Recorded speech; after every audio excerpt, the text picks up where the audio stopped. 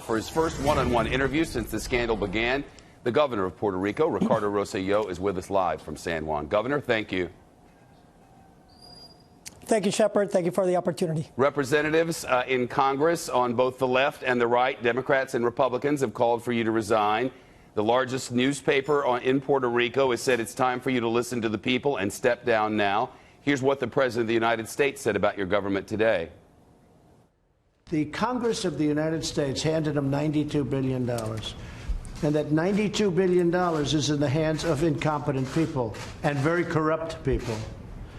But the governor has done a terrible job. It's not $92 billion, but the point is made and well made, and now 1 million people are on the street saying, get out. Why won't you?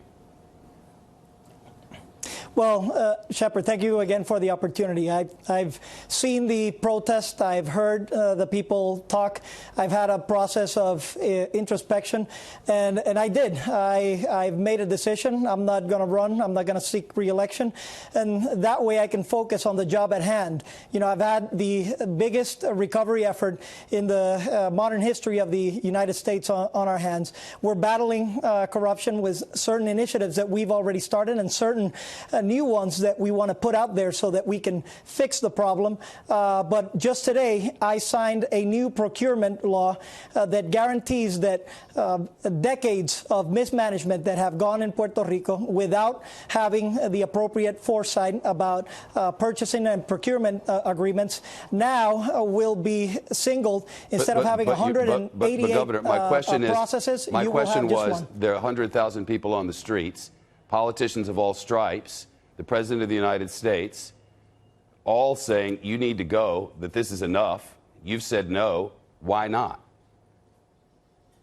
Well, there's an important component about rule of law and democracy, and I respect that process. We will have and we will propose certain mechanisms so that within the future that process can go forward. My contention is that I need to work beyond politics so that we can address some of the long-standing problems of corruption here in Puerto Rico and fix that problem.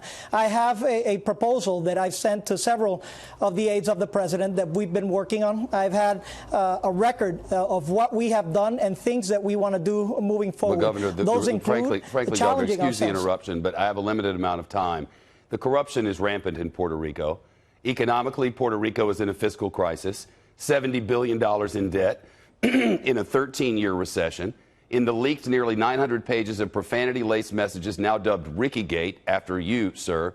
You made light of the casualties of Hurricane Maria. You casually tossed homophobic and misogynistic remarks. You were calling the Puerto Rican former New York City Council Speaker, Melissa Mark Vivierto, a whore. Of the oversight board that controls Puerto Rico's finances, you said, go F yourself. And when your representative to that board said he's salivating to shoot the woman who's the mayor of San Juan, you said you'd be doing me a grand favor. So attacks on women, attacks on gays, attacks on the dead relatives of your own residents across your own island, and after all that, who's left to support you? And is it even safe for you to continue to attempt to govern?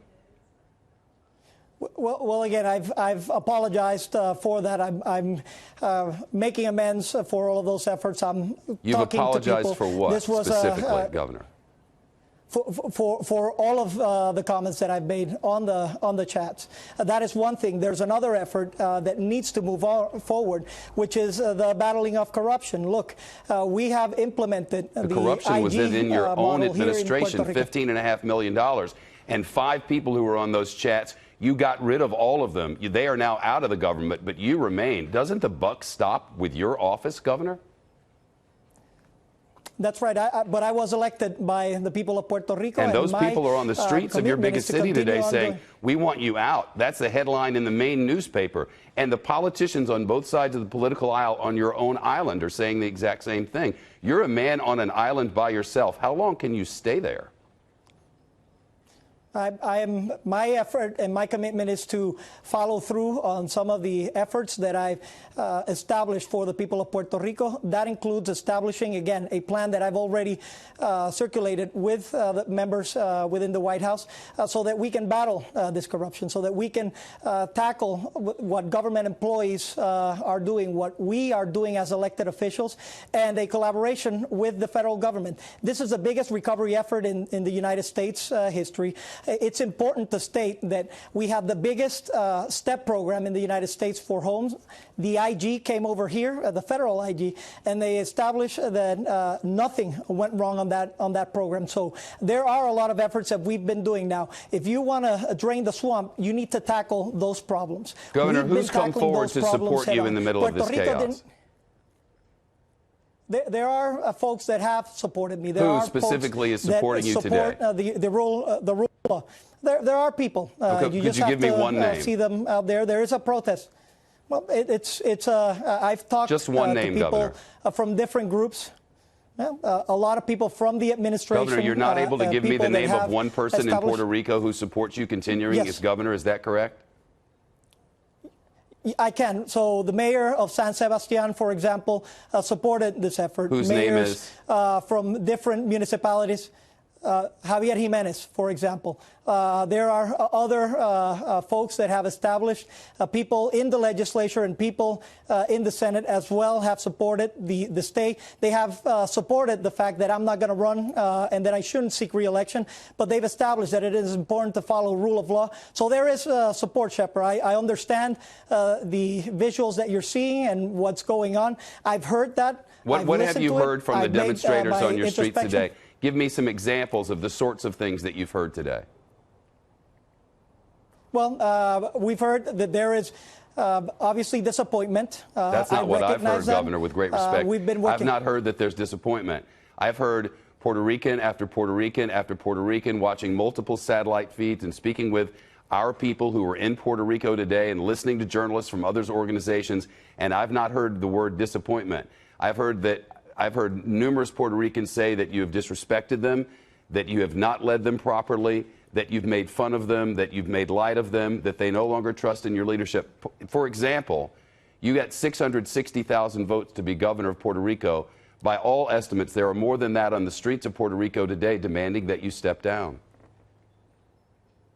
Listen, I'm not making light of the demonstrations. I'm establishing that we've established what we want to do, the efforts that are ongoing, and what we need in order to fix this problem. There is a problem. We started to fix it, and we've already presented a plan. Now, I want to make sure that we can collaborate with the federal government, particularly with some of the federal resources that are coming over here. I've established and I challenge that we can get a federal funds SAR over here in Puerto Rico and in all of the agencies so that these funds can keep on moving. These are the proposals that we have, and my objective is that we can establish this conversation. These sound like reasonable proposals for an island in crisis. I'm sure they do to a lot of our viewers. But you're eliminating the past few weeks and the last 10 days of demonstrations and the widespread calls and all that you've said. You said, I've apologized for my mistakes. That's how you've called them repeatedly. That's what you call them in a news conference that you held just the other day. Mistakes are things that you do that you didn't mean to do or that you did by accident or in error, and then you go back and you correct them. 900 pages of attacks on people of your own island are arguably not mistakes. They're a pattern. And when you look at that pattern, if that were some other politician other than you, what would you say about that person? Would you want that person leading you after all that you said to those other officials whom you've now dismissed summarily?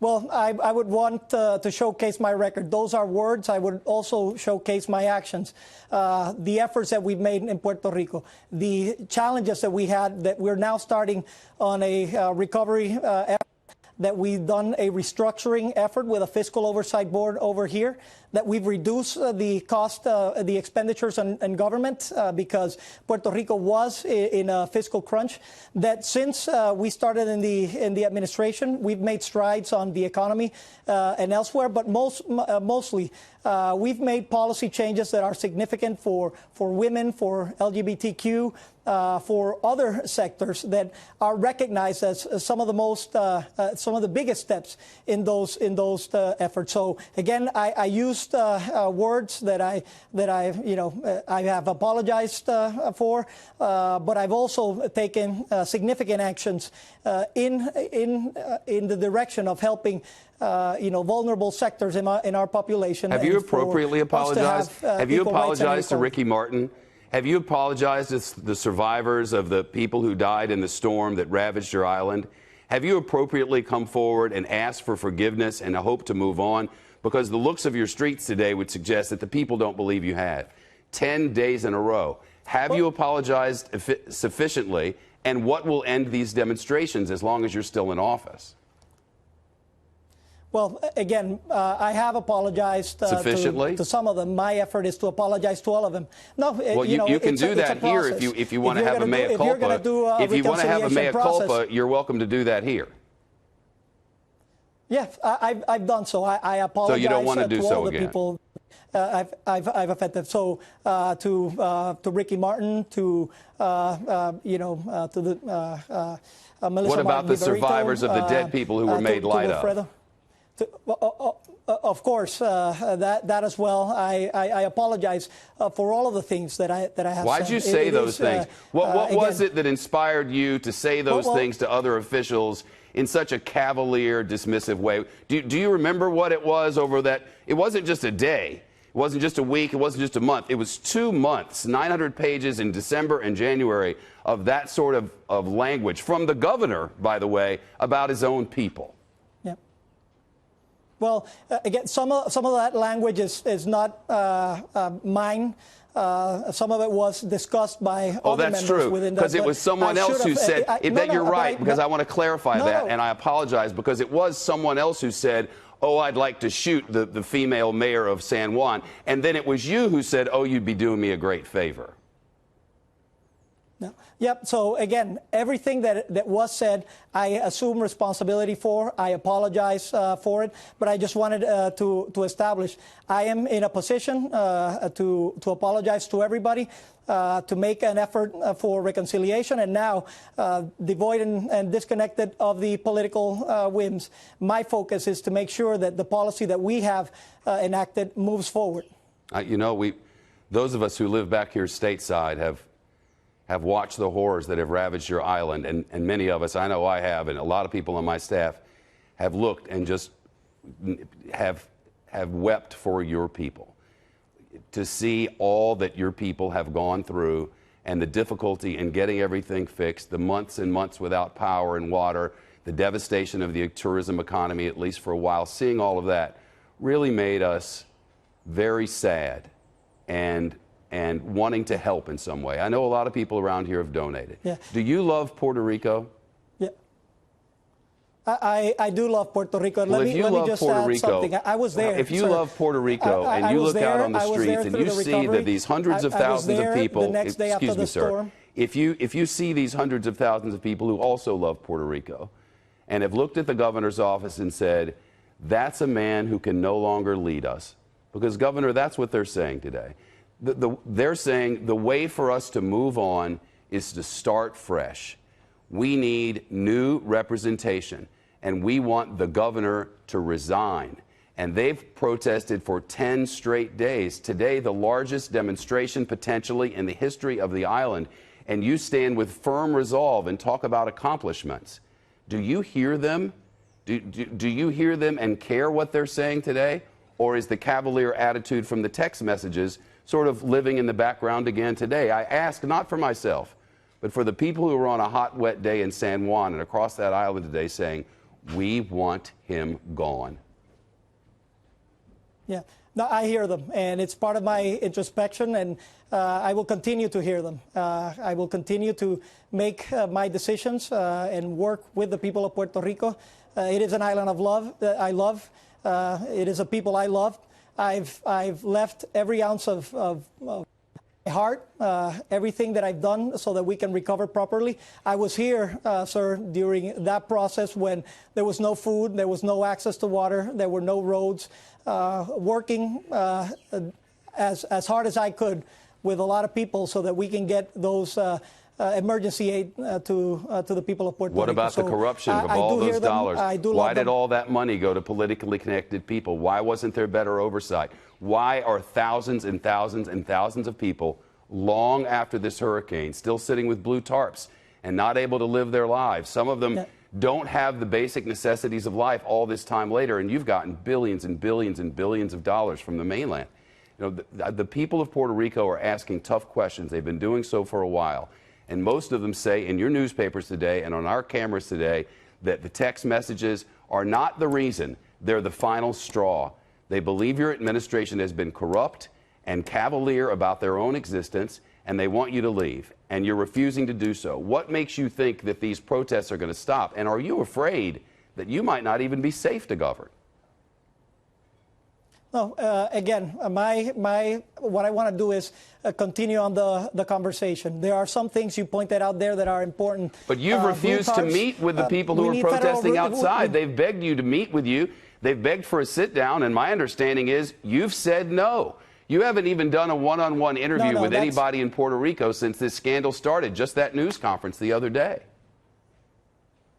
I've had 2 news conferences with all of the press, and I haven't rejected a conversation with anybody.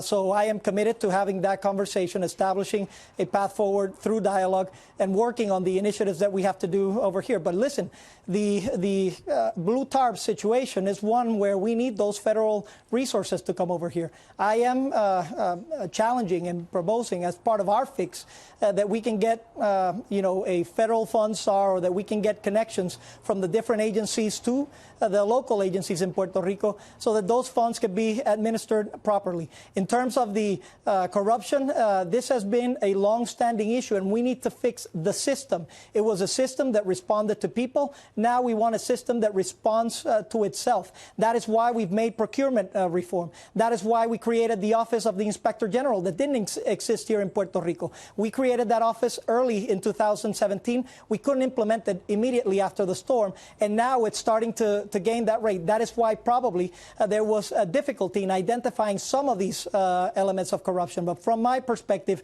I am fully committed on battling corruption here in Puerto Rico, and that will be the focus from the remaining of my administration. Governor Rosselló of Puerto Rico, live from San Juan.